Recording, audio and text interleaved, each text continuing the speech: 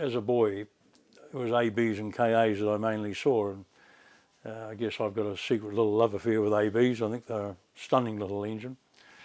Wherever you went in New Zealand, there was always an AB shunting somewhere. The ABs always seemed to be doing the branch line work, and they were the most ubiquitous of the steam locomotives in New Zealand. The story of Locomotive Ab663 Sharon Lee began at the Addington Railway Workshops in Christchurch in 1917. The first AB class locomotive built there 2 years earlier was a development of the very successful A-class four-cylinder compound locomotives that were operated from 1906. The ABs were built up to 1925 by 3 different locomotive works as superheated simple engines, and 663 was built in the second batch. Sharon Lee was the first AB allocated to Auckland, and much later was transferred south to Dunedin. She regularly ran up the Otago Central branch to the terminus of the line at Cromwell before finally seeing out her days on the west coast of the South Island based at Greymouth. At the end of 1968, most of New Zealand's remaining steamers was concentrated in the South Island. A lot of the engines had been scrapped by this time, diesels had taken over. 1969, Reid and I purchased our first locomotive, which ironically was AB795, latterly then taken for the use on the Kingston Flyer. We had to change what we were going to buy. It led Reid and I to reserving 3 of the J-class that were left at the time. Of course, going back to 1970, to buy 1 steam engine was a pretty reckless move, let alone even think about buying 2. But buying 1 engine actually built quite a lot of confidence, and about 1972-73 we had to cast around to see if we could get an AB. By that time they'd all been cut up apart from the 2 on the Kingston Flyer. Plains Railway had 1 at this stage. There'd been 1 preserved in the North Island by Motap. The only remaining one really on railway property was 663. Which was quite a famous engine. It pulled the, I think it was the Duke of Gloucester back in about 1918 when they did a Royal Tour, 1919, whenever that was. It was decided to retain it as a spare for the Flyer, and it was moved down to Dunedin, to the back of the Dunedin Railway Depot. It had been robbed of a lot of parts, its chimney had been sacrificed to go somewhere, and it was the locomotive only. The tender had been taken by that time. The railways decided they no longer wanted the engine, and they put it up for tender. Fortunately, there was also an AB tender which belonged to the railways that they had taken down to Invercargill. So I put a tender in for the engine, and fortunately my tender was successful. I forget what I paid for it now, but it was certainly well beyond the scrap value. So having won the tender, I also managed to acquire the spare AB tender. I think it was off 811 if I recall. A lot of people in the railways were very helpful, and we managed to get space at the hut shops, and we managed to get permission to go on the weekends and start restoration. The only good thing on the engine was the inner firebox. That's all I could say. Everything else was terrible. We actually moved the engine out of the hut shops after about a 5-year period, and we went to Silverstream and virtually finished it. Well, we did finish the restoration at Silverstream. Took the opportunity at the time to convert it to roller bearings. We put roller bearings right through apart from the main drivers, and we also converted the engine from coal-fired to oil-fired. I'm very grateful to the Silverstream Railway for the help that they gave in getting it going. In 1997, following successful test runs on the Silverstream Railway, Sharon Lee was moved to the former Upper Hutt goods shed and made ready for mainline certification. We had to take it up by truck. There was no rail access to Silverstream. The engine weighs about 70 odd tonnes, so it wasn't not like trying to move a J or a KA. The certification test run was made to Levin, and not long after this, the first passenger trip behind AB663 to be conducted by Mainline Steam was to Taumarunui. This was held in conjunction with a trip run from Auckland with J1211, and both trains were combined for a joint run to National Park, travelling up the famous Raurimu spiral along the way. We did about 3 or 4 trips almost in succession once we got it going. The conditions at the goods shed were somewhat primitive, but the good friendships forged were more than enough to overcome any inconveniences.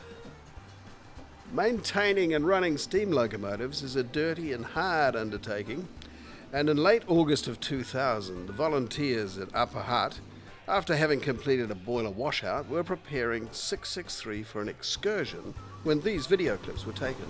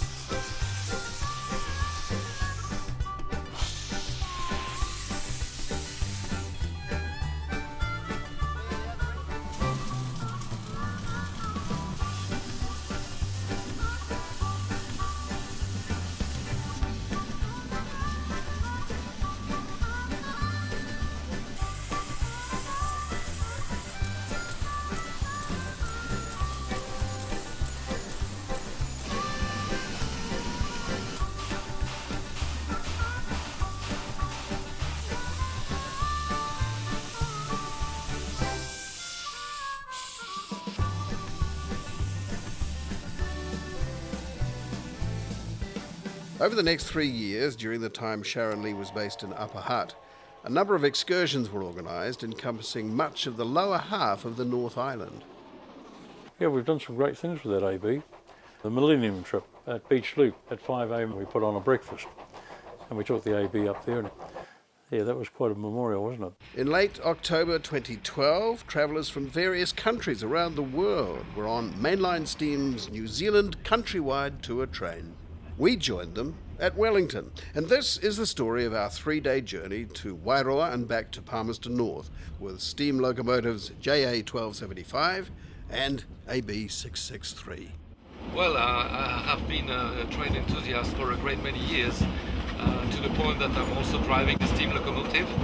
And of course in Europe for the moment it's winter season, so the tourist trains don't run anymore. So it's on holiday, on trains again. What I like with this particular tour is you discover a country because it's the first time for me in New Zealand. This is my first trip to New Zealand and it's been extremely good. I've enjoyed it so far. Lovely steam engines, lovely countryside, and very, very nice people. The taxi driver even gave me a lift to Silverstream station yesterday for nothing.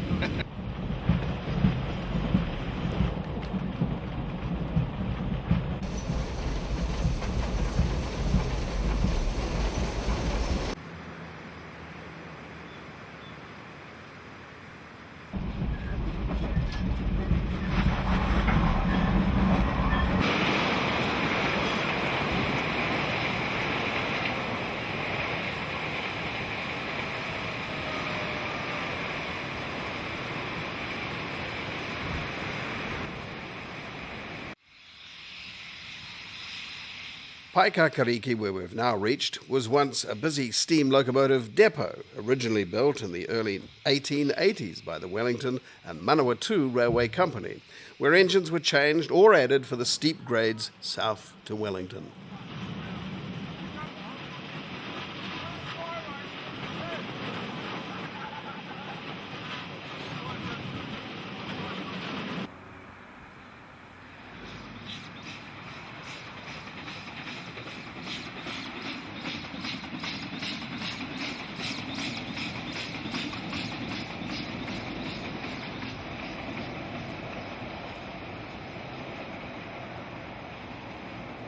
Unlike many of the people on this trip, I'm not really a steam fan so much as I am just a railway enthusiast. I enjoy trains, I enjoy the experience of riding trains, and I enjoy seeing what the different operating practices and procedures are around the world. Otaki is our first stop to top up the locomotive's tenders with water. And the Heritage Station, which has been recently restored by local volunteers, replaces Otaki's first station, built in 1911. This will be the first of many such stops during the next 3 days at locations with convenient fire hydrants as we travel up the country.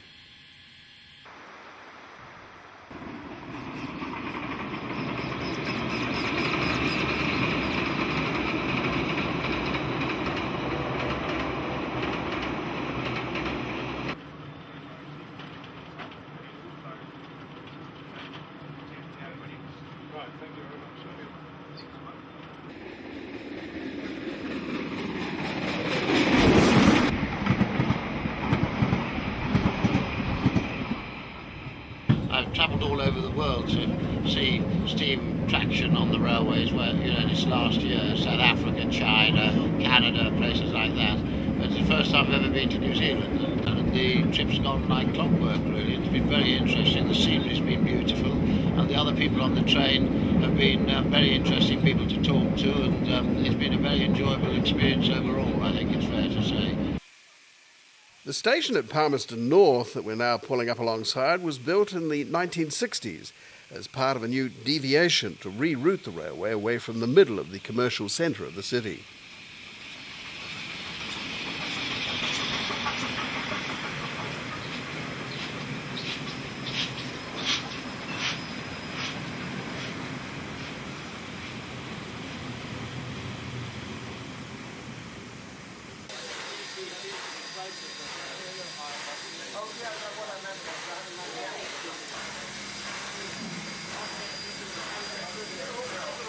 The lead engine, JA1275, is being detached and will run through to a Rail Preservation Group's depot in Fielding. And Sharon Lee will head the train by herself as we arrive back here in 3 days' time. AB663 is the oldest tender engine regularly running on New Zealand's mainline tracks and has been to many parts of New Zealand since her restoration in 1997, including some time spent in the South Island, based at Mainline Steam's Christchurch depot. While there, Sharon Lee headed an excursion over the Southern Alps back to her old haunt at Greymouth, and the following scenes are from a film made in 2004 that documented this trip.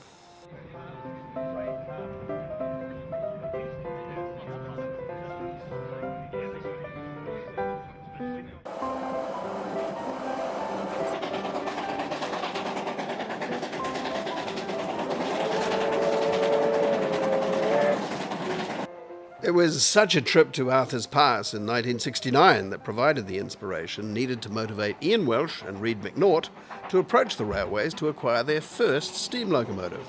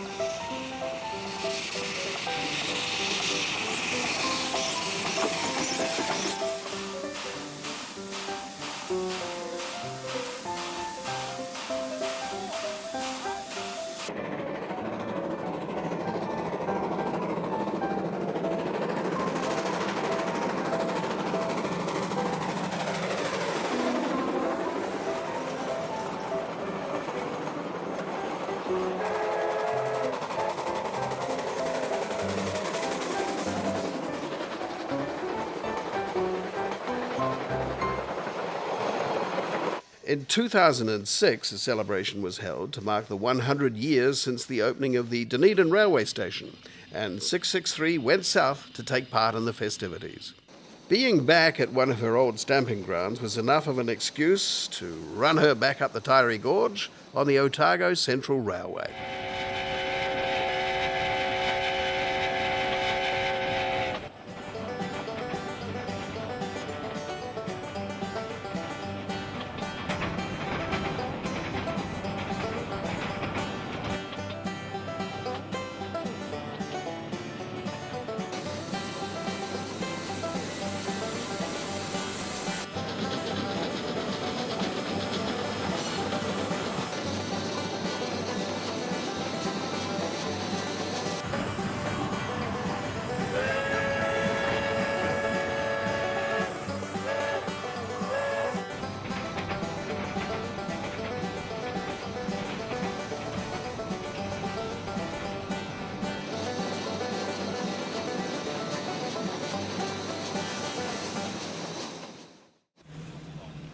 Back with the rail tour, we depart from Palmerston North and will soon be passing through the very scenic Manawatu Gorge, where the railway and road cling to opposite sides of the Manawatu River.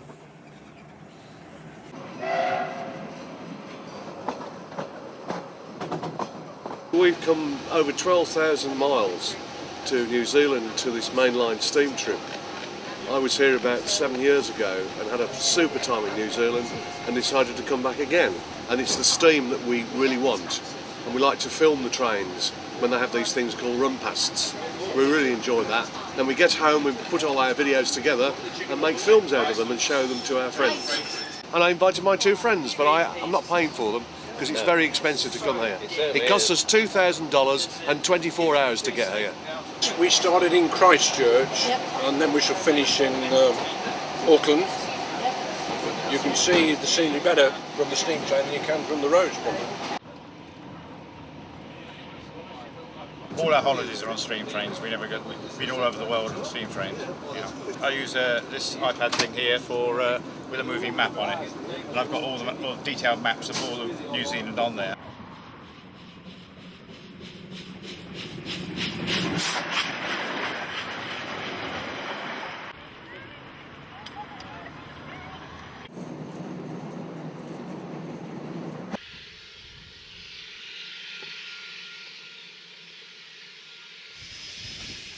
Passing by the now disused Woodville railway station, which is at the junction with the Wairarapa line that connects with Wellington, there's little evidence remaining to suggest that this was once a major steam depot with a very busy railway yard.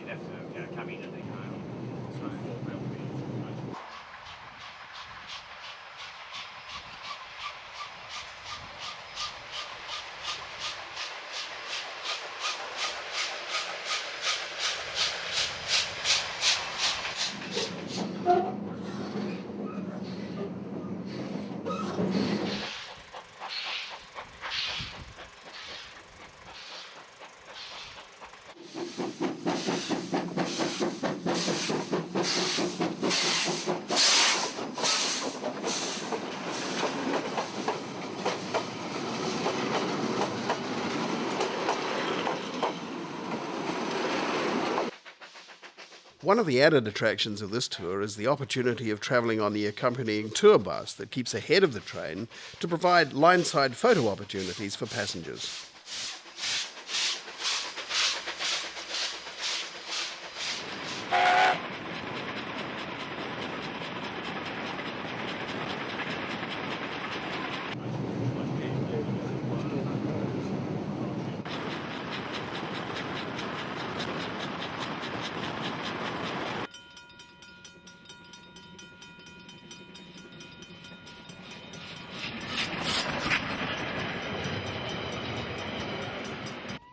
When steam trains were an everyday affair, most people paid little attention, but now that they are somewhat scarce, young children, especially in remote localities, easily get excited by rare visits of these great fire-breathing monsters.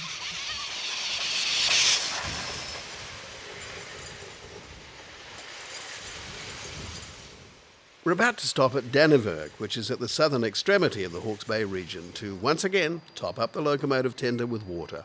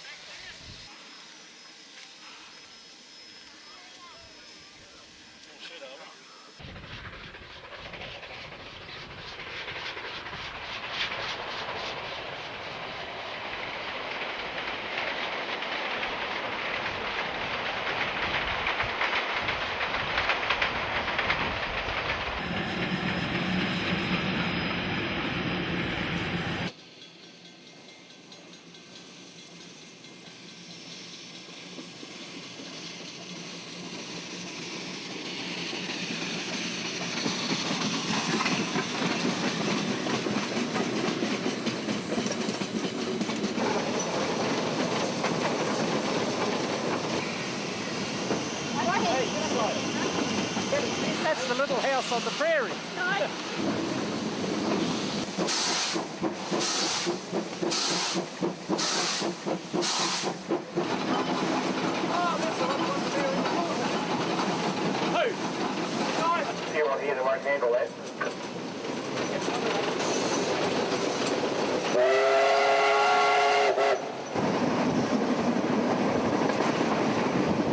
boiler's fire tubes need regular cleaning, and sand is fed into the small fire hole to remove any soot to improve the ability of the boiler to produce steam.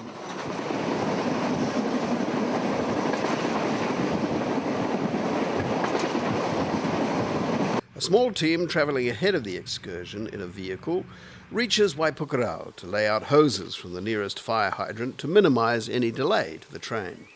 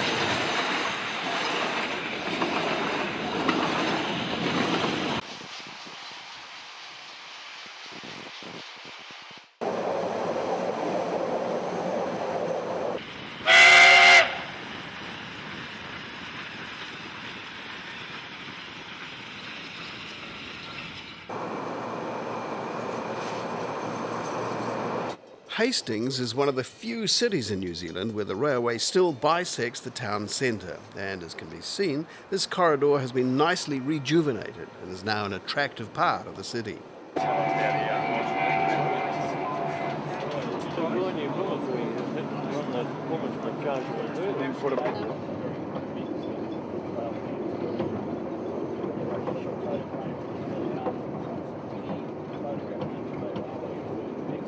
Arriving at the now disused railway station, we reach the end of our first day's journey at Napier, where in 1931 a major earthquake flattened much of the city, and as a consequence it now has a unique Art Deco identity.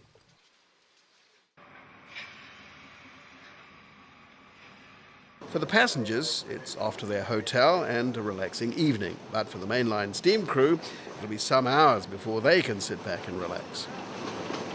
The crew generally after that have 3 to 4 hours work depending on which locomotive it is. So the engine and the train itself will be shunted into the yard at Pandora. The engine and the tank wagons will then be disconnected. The engine itself is then disconnected from the tanks, put alongside the oil wagon. Oil is then pumped from the oil wagon into the bunker on the tender of the AB. At the same time, if your hydrant is close enough, you'll be filling the water in the tender and, if necessary, the water in the water tank that goes with you on the trips. At the same time as that's being done, other crew will be looking at the greasing. Someone will be looking in the cab itself to fill lubricators and check that the operation of all of the gauges and so forth are up to scratch. And at the same time, if you've got sufficient people with you, there'll be someone who will be giving the engine a clean to get rid of some of the dirt and grime that may have come from that day's trip. All of that can take 3 hours, sometimes more than that. At the end of all of that work, you get the engine up to almost its pressure, so with the AB you get it up to between 170 and 180. Ensure that the boiler is full of water, and then you'll shut it down for the night, clean out the oil pipe, and at that point you'll put the various pieces back, a lid on the funnel, the pins into the snifters, and take off the cylinder clock levers, and then you'll screw down the handbrake and go back to a very late night in the motel.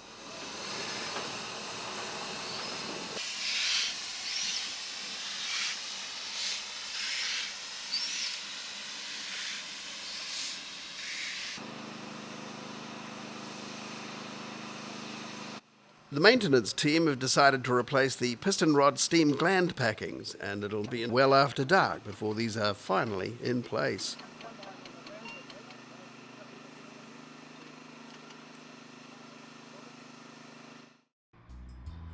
It's not only during excursions that maintenance needs to be done, as there's a lot of work done prior to getting a locomotive ready for a trip.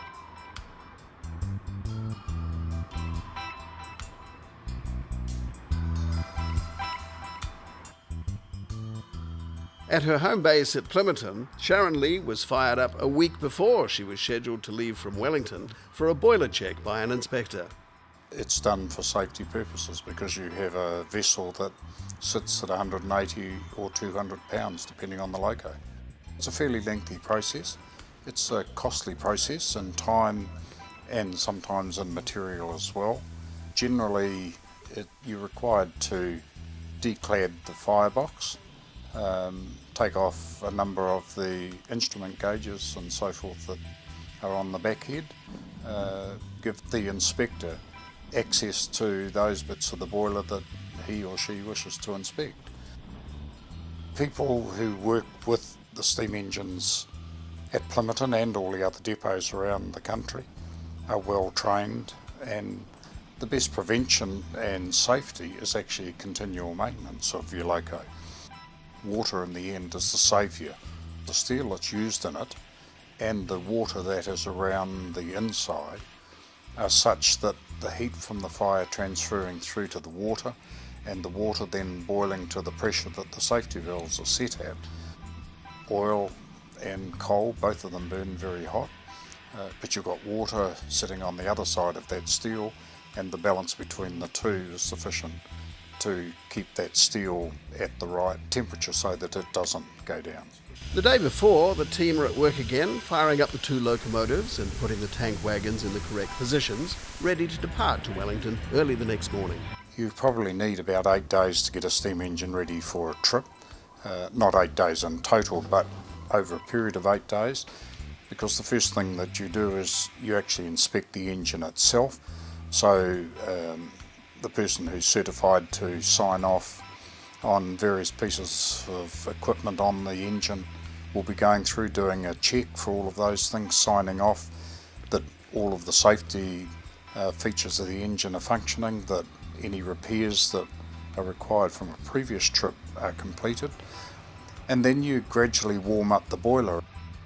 The day before the trip you will do a lot of preparation work. You will ensure that you've got all of your combustibles, so your oil tender in the case of the AB is full, the water is full. You'll then go around and you'll put lubrication into various spots. You'll go around and do hard greasing and soft greasing. So there's plenty of things to do on the day before a trip.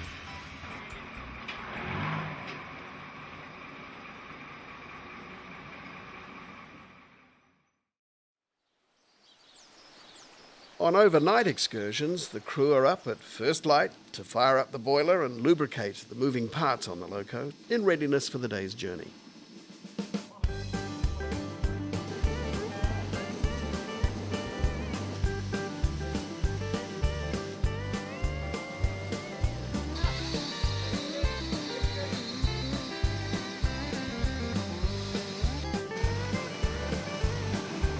The Napier Kiwi Rail locomotive depot is some distance from where the passengers board, and it'll take some time to reverse the train back to the station.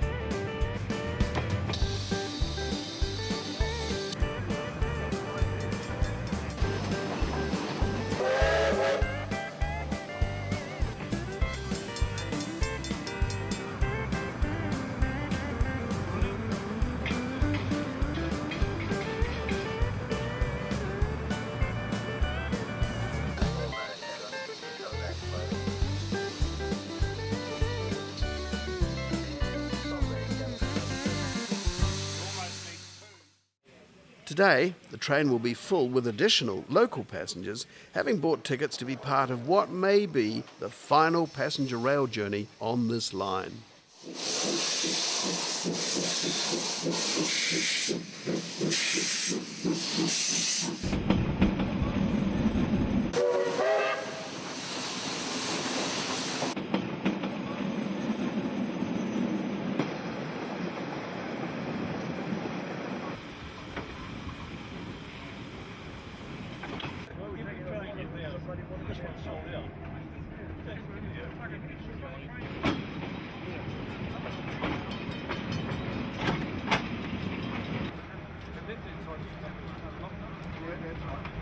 Stopping for a final top-up of water at Bayview, where there's a very convenient hydrant, brings out some of the local residents who would only experience a steam train blocking their street on very rare occasions.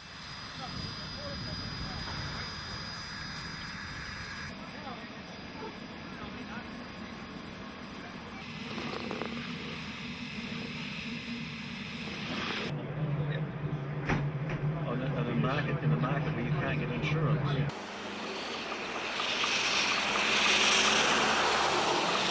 We've got a lot of people today, so try and form up into a bit of a line so everybody gets a good shot. We'll then back the train up.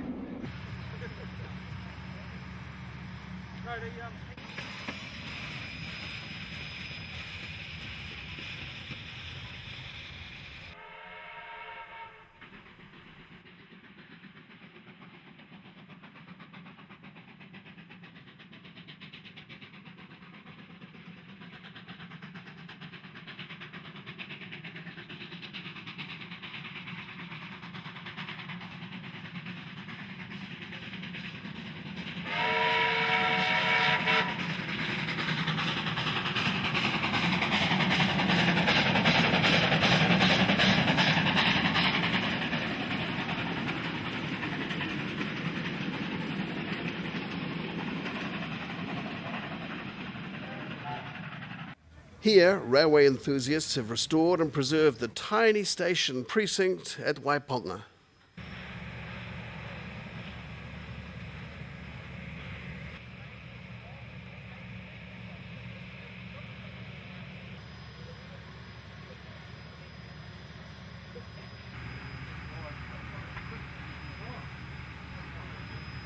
The railway line used to run right through my family farm at Kopuafara, and I was hoping to get there today, but I find that we're only going as far as Wairau, so a bit disappointed. From here, the railway continues its steep climb up the Esk Valley and will soon reach the first of the 7 tunnels we'll pass through before arriving at Wairoa.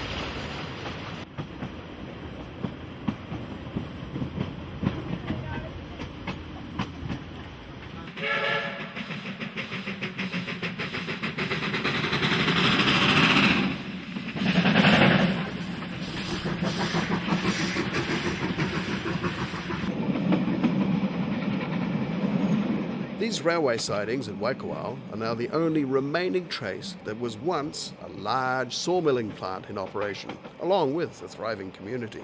I've come to New Zealand because it's a beautiful country. I've been interested in steam trains ever since I was a young fellow. This is the last bastion of the real authentic steam tour.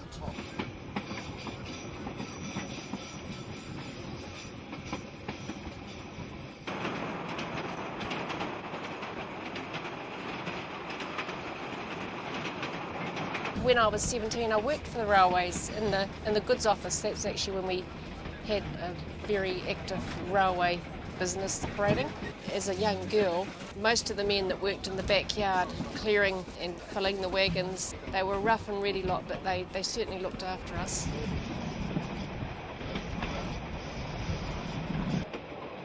This broken country required numerous viaducts to make this railway possible, and the high barriers were essential to prevent trains being blown over the side.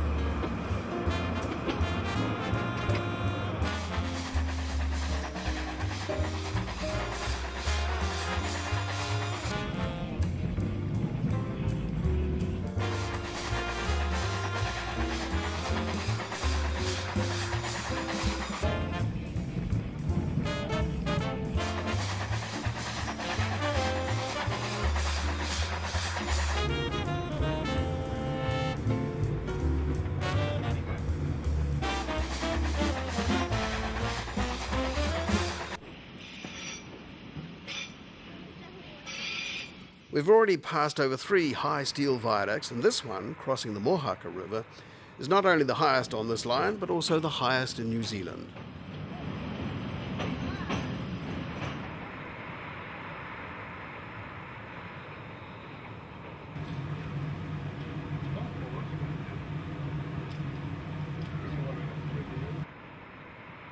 It's 275 metres long, and the deck we're on sits 95 metres above the water, and there's still one more steel viaduct to cross before we reach Wairoa.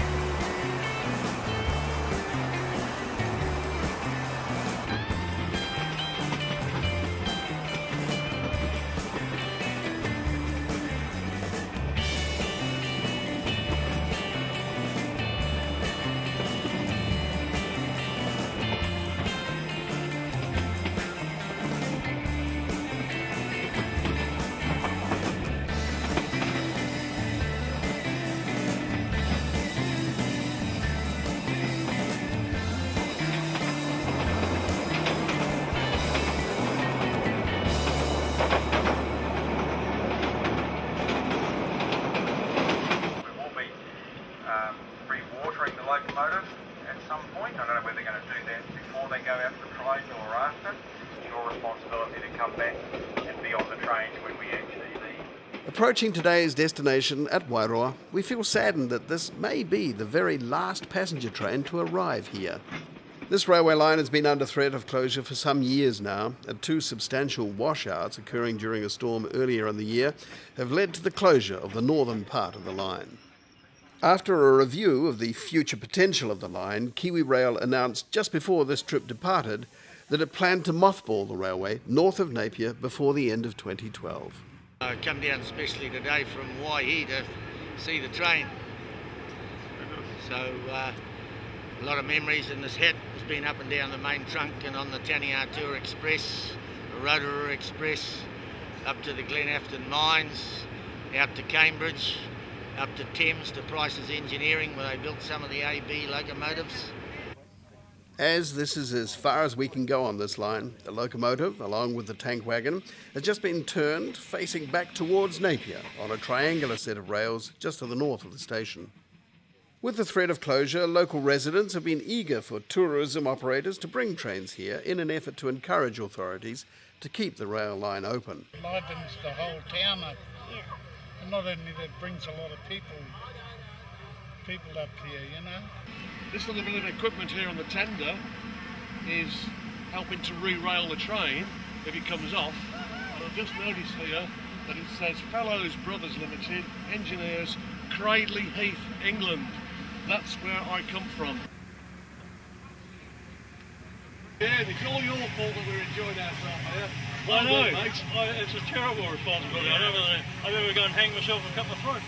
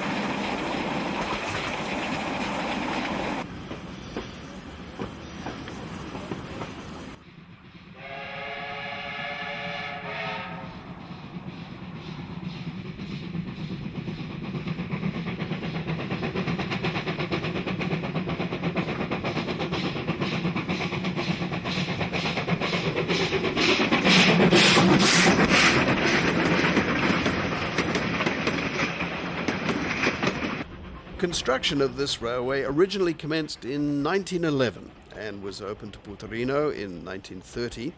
However, it was not until the completion of the Mohaka Viaduct in 1937 that the line could finally be opened beyond Wairoa to Waikokupu in 1939. It would not be until 1942 that the whole line to Gisborne would be open to traffic. The government of the day were very proud of their achievements in respect to the Napier to Gisborne Railway, and Robert Semple, the Minister of Public Works at the time, noted during his speech at the opening of the line that the Mohaka Viaduct contained 1,900 tonnes of steel, was completed in record time, and was an outstanding example of what New Zealand engineers and builders can do.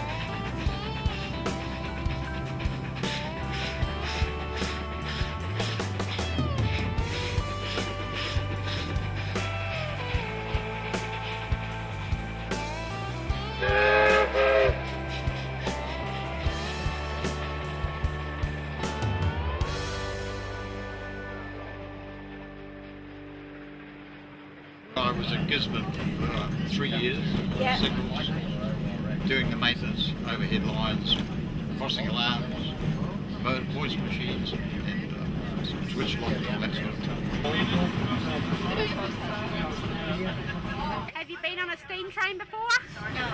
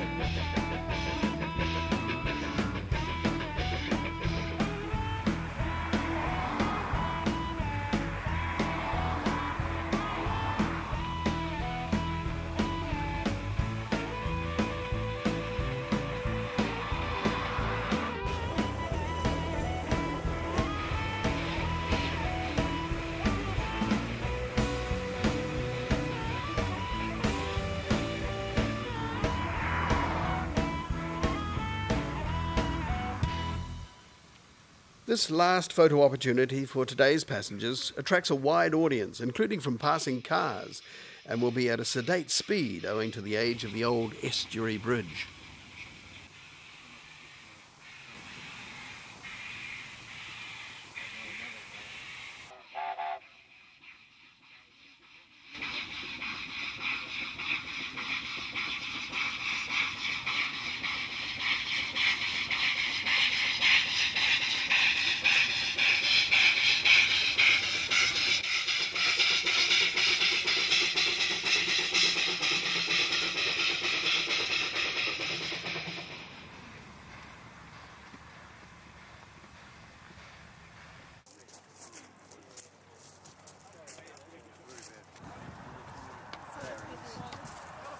Well done.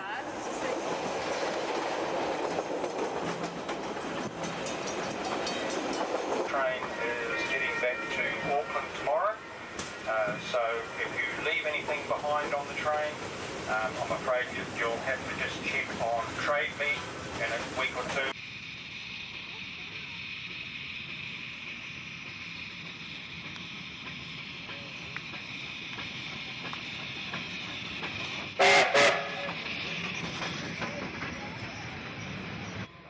Many of the passengers reaching the end of their day's trip will no doubt be reflecting that they may have become part of history, being on the last passenger rail journey north of Napier.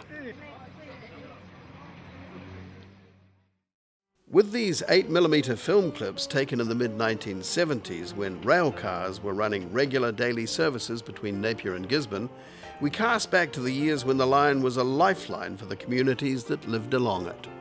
The line was closed twice during the period of its construction, firstly due to the Napier earthquake in 1931, and then by severe floods in 1938. 22 workers constructing the line at the time, and who were camped near this spot, drowned in a flash flood that raced down the river, and the memorial we can see was erected to commemorate them.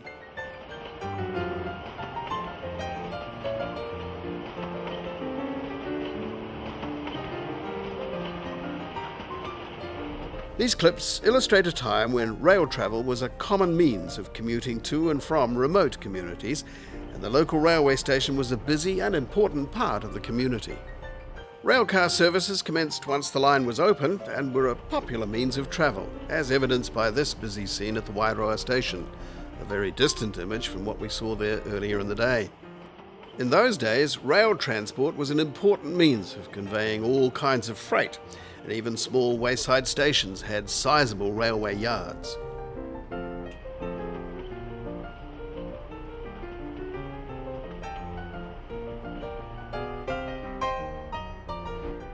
With its remote locality, the Napier to Gisborne Railway traverses some of New Zealand's most rugged and scenic countryside, and has been a visual delight for passengers since its opening.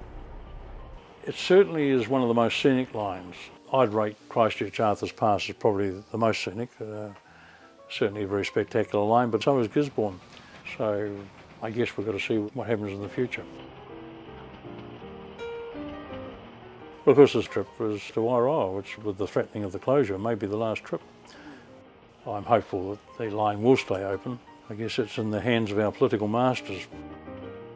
Ian would love to be able to run more steam tours over this line, but the economics prohibit him, considering the operation and maintenance of it. But a train, you really need a minimum of 200, up to 400 people to make it pay. It's very expensive running out there on the main line. Very expensive to operate a steam locomotive. They do about 5 gallons to the mile when you're burning oil, or you'll burn 10 tonnes of coal, and coal's about $350 a tonne, so to do a trip for a day, you're talking $3,500 just for your fuel. You've got to have a lot of customers to make it pay.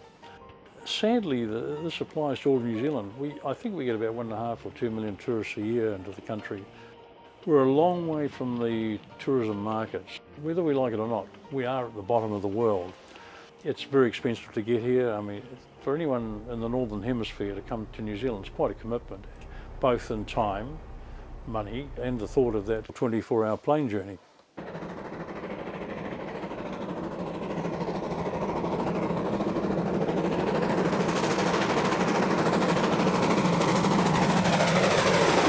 Early the next day, we departed from Napier for the last leg of our rail journey back to Palmerston North.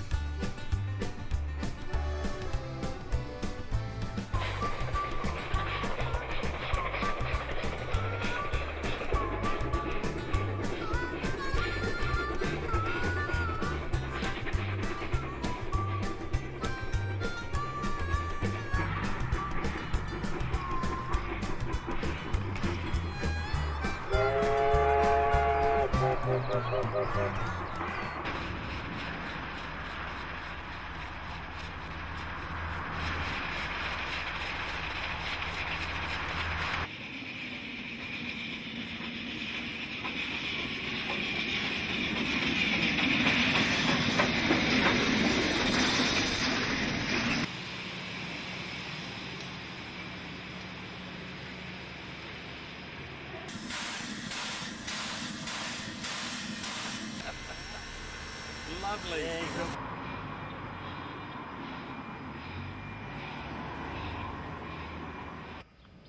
Approaching the historic Ormondville railway station, which dates from 1880, we're about to cross this distinctive viaduct, originally built during the same period.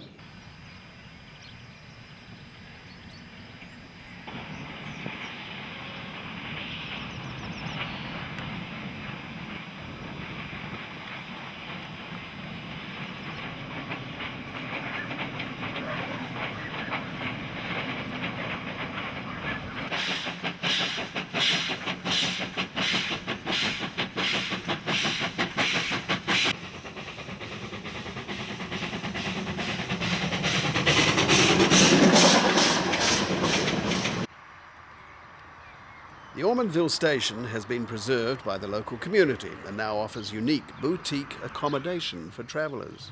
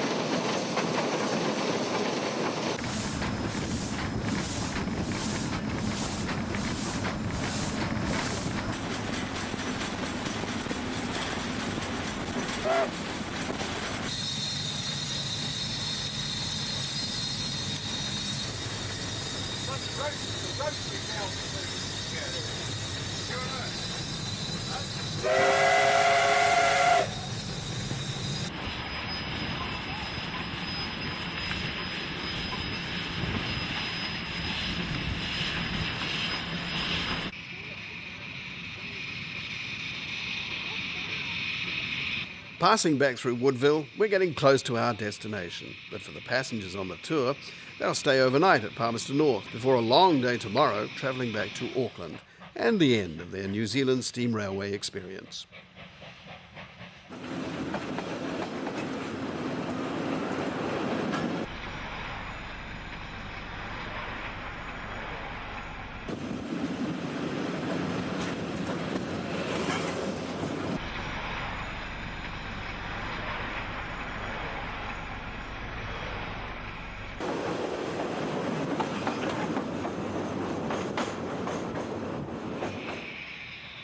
As we pull up alongside the Palmerston North railway station platform once again, we look back on a tiring but enjoyable 3 days as we chased alongside and rode on the train.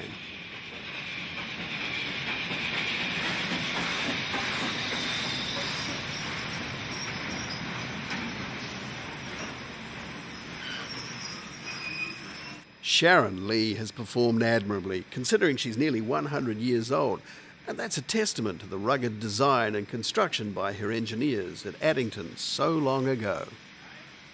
During the first period of AB663's life, she was tended by a considerable team of craftsmen to keep her wheels turning. Now, during the second stage of her life, there's but a small group of enthusiasts to do the same job. That AB663 has performed so well since being returned to mainline duties is a credit to the dedication of all the members of Mainline Steam who've worked so hard on her.